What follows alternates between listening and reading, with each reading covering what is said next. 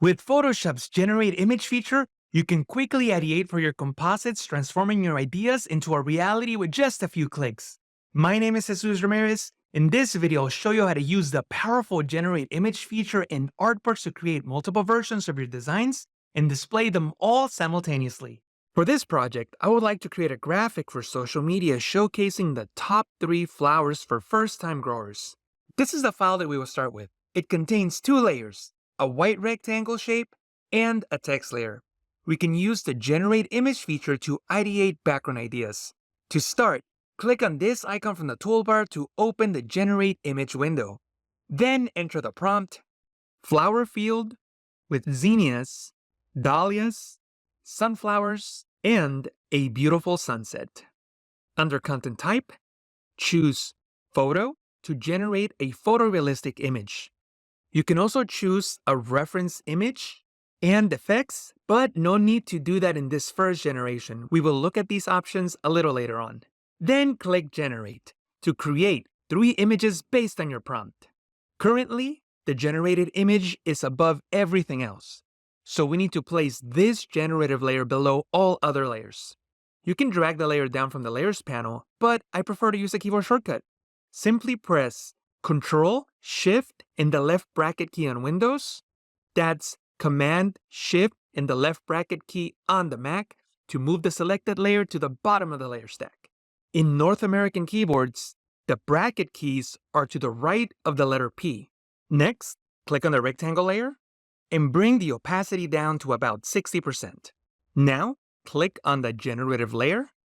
Then you can click on the arrow keys on the taskbar to cycle through the variations and choose the one you like best. Let's ideate a bit more and develop a completely different idea. There's no need to return to the Generate Image window. We can continue generating images from the Properties panel. All the options are available there. We'll keep the same prompt, but we will change the settings. For this second generation, click on this icon to bring up the content type. This time, choose Art. Under Effects, choose Techniques, and click on Painting. Then Generate. You will now see 3 images that look like paintings. You can also click on them from the Properties panel to cycle through them and choose the one you like best. Let's try one more alternative. Click on this icon again and remove the Art content type and the Painting effect by clicking on them. Now click on this icon to bring up the reference image options.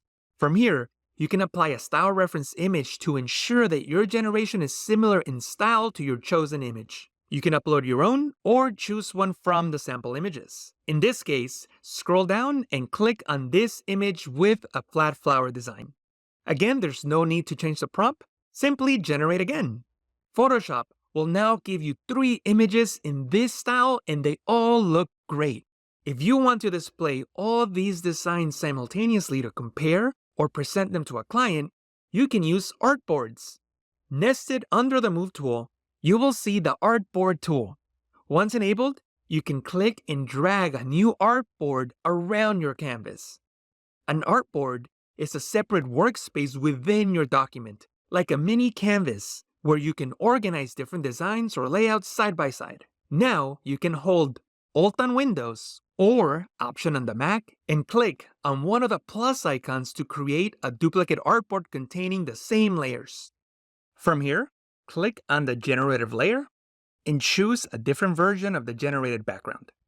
Now click on the artboard label from the Layers panel. When you see the plus icons again, repeat this process. Duplicate the artboard, then choose a different generated image.